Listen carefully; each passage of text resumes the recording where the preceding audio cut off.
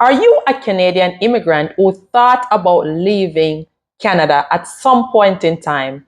You might just even be visiting the States or another country, visiting your family members or friend, and you see there are so many differences, especially when it comes to the shopping, man.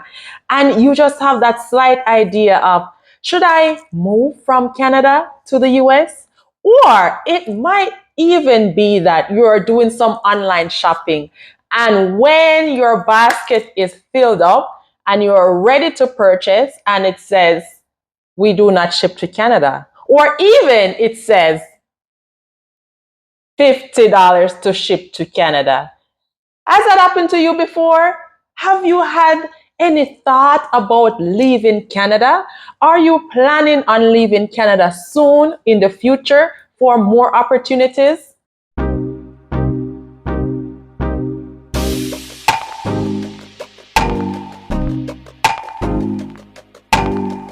Hey, welcome back to my channel. If you're new to me, my name is Yasheika Turner, and on this channel, we create a happier, healthier, wealthier lifestyle as immigrants living here in Canada. In today's video, I just want to explore a topic that has been hitting the news lately: why Canadian immigrants are leaving Canada. We want to see the reason behind these trends and just to dig deeper to get some reasons why Canadians are leaving. So after exploring, doing my research, and just trying to analyze the real reasons behind people leaving, number one reason is the unrealistic expectation. Now, a lot of immigrants move here to Canada expecting a big dream, just like that, after landing, to get the big house, the big car, the job, just after landing, settling, not understanding that it takes time. You heard me talking several times over and over again on my channels, yet I even did a video here of types of people not to come to Canada. Do not come to Canada. So if you're planning on coming to Canada, go watch that video to get yourself prepared and to be realistic in your expectation. Because coming to Canada, it requires for most people, most newcomers, to start from the bottom. So if you're used to a type of lifestyle from your country, you're used to having a nanny, having a housekeeper, having your higher level job, you're in seniority in your job. When you come here, you have to start from the bottom, starting from the ground up. So it's not that glamorous life as that you hit here in Canada, you just dive into that job, you go get the car, get the house. It takes time.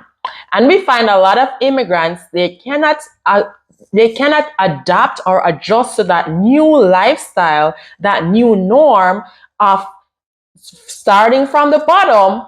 So oftentimes after moving here and being realistic with the expectation just hit them by surprise, they pack up and they go back home or they go somewhere else. So that's the number one reason: unrealistic expectation. Number two is the high cost of living. Yes, we know inflation is going on over the world. We just hit a pandemic. Recession has been going. Yes, so this is no exception for Canada, right? But with Canada and the high cost of living, man, I can tell you, as a realtor, I've seen this. House prices are being skyrocketed. Rents are being increased. Food is being increased. Everything here is so expensive. So as a result of this, people, immigrants, they pack up and they find somewhere else, another country. Some might go back home or find another country where it is more, cost of living is more adjustable or more adaptable or more affordable, right? So that's number two. Number three is the job opportunities. A lot of professional immigrants move here to Canada with the expectation to find a job that is within their career bracket, what they went to school for. Lawyers, doctors, teachers, nurses, whatever is your career occupation, then you're expected when you move here to Canada to find a job in your field. No, with that, sometimes there can be a roadblock, because whatever you studied back home, coming here to Canada, you have to prove that you're qualified to practice in that field. So, for example, nurses. It is a long process of applying and proving to the College of Nurses that you are a nurse. They have to do their assessment, go over all your documents from your school, from your education body to prove that you are a nurse. I've seen immigrants who were trained as doctors from their home country moving here to Canada, having challenges to prove that they are qualified in this profession. And as a result, they can't, getting the qualifications and showing that they're qualified, they have to move back to their home country or move to other countries that accepts them for who they are, rather than going all through these loopholes to prove that they are qualified. And another thing too, when it comes on to the job opportunities, is proving, showing your experiences. Yes, Canada jobs, they like to see that you have the Canadian experiences. They want Canadian references. And if you can't provide these, then of course it's going to be difficult for you to find a job in your specific occupation or field of study, whatever profession you are in. So that's another reason why people are leaving. Can't get a job in another country, they're gone. Packing up, saying goodbye to Canada. The other reason is the high taxes. According to the report from the Fraser's Institute, average Canadian families pay an average of 42% in taxes. Yes, you heard that right. 42% of their salary in taxes. This high tax can be a burden on new immigrants who came here to build a better life. Can you imagine 42%? Yes, that's what we pay here in Canada. Unfortunately, that's how much we pay for taxes here in Canada, an average of 42%. So creating a life here, creating a better life can be very challenging when it comes on to the high taxes. Can we talk about the weather? Yes, the weather. Did you know that here in Canada, there are some places that experience minus 30 degrees? Yes. We have summer in some provinces and some cities only 2 to 3 months for the year. Yes. 9 months out of the 12 months can be cold, gloomy, snowy, wet, from what we Caribbean people are accustomed to. We're accustomed to our sand, or sun, or sea, right? SSS, triple S. And then when you come here to Canada, you find yourself locked in winter hibernation for 9 months. Yeah, that's me. I only go out in the winter time for work, for groceries or special occasion, because I do not like the cold weather one bit.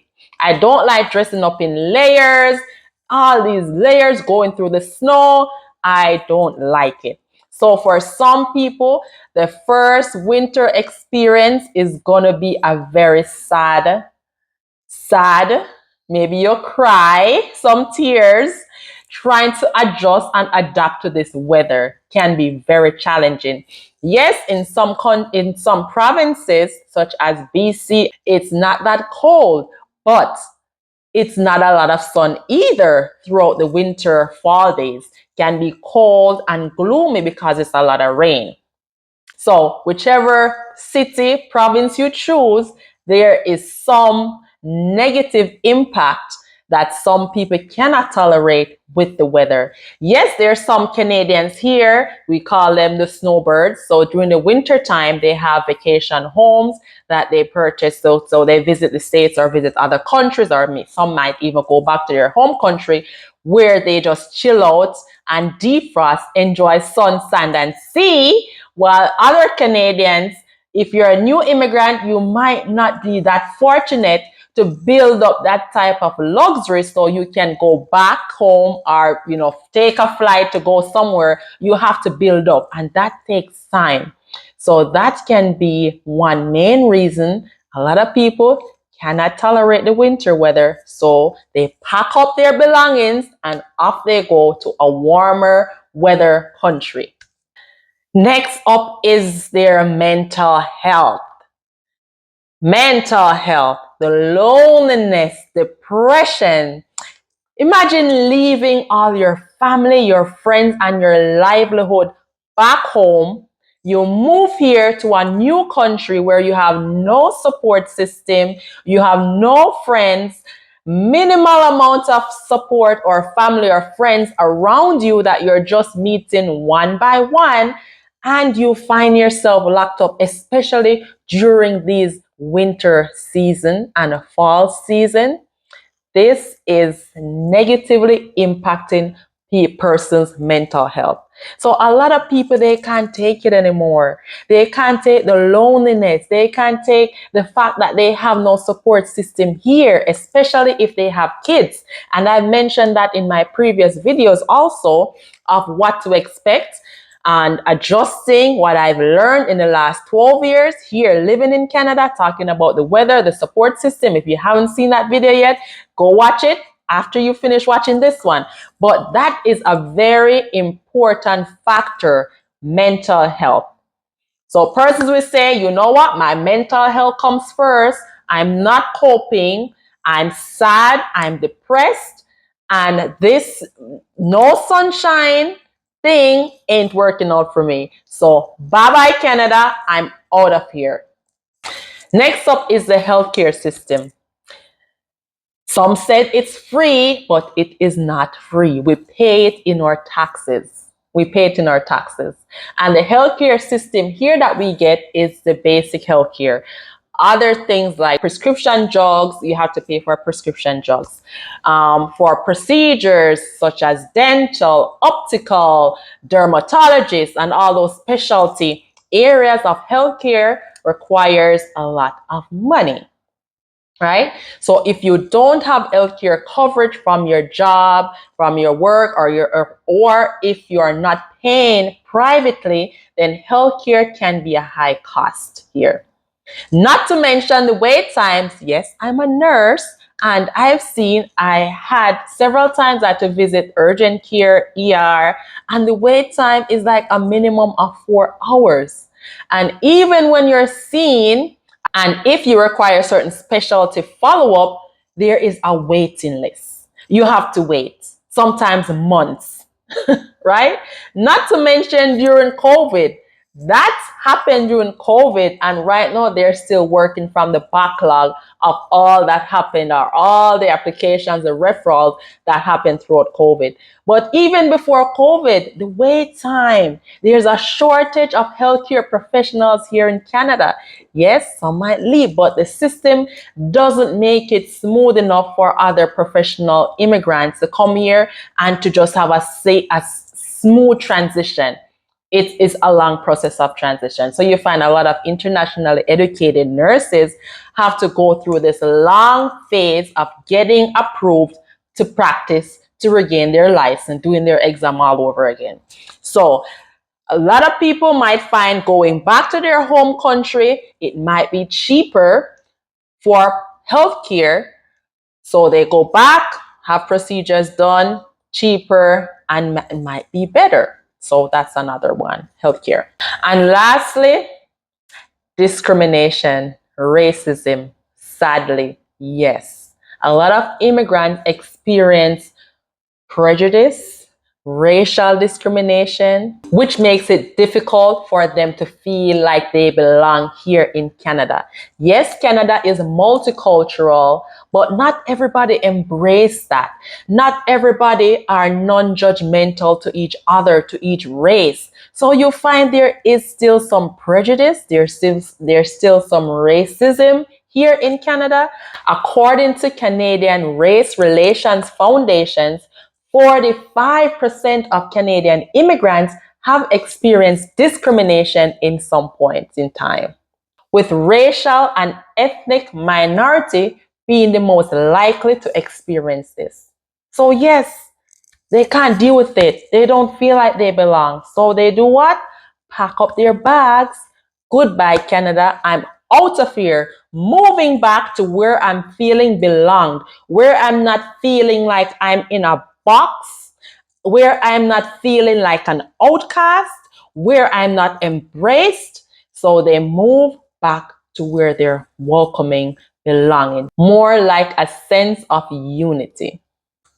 While Canada being a great country with lots of opportunity, it might not be for everyone. So if you're an immigrant or thinking about moving, planning on moving, you are not the only one and you will not be the only one. There are many who came here, then decided this country is not for me, and they explore other countries, other opportunities. So let me know here in the comments, what are your thoughts? Tell me, I would like to know what would be one of the reasons why you would choose to leave Canada as an immigrant.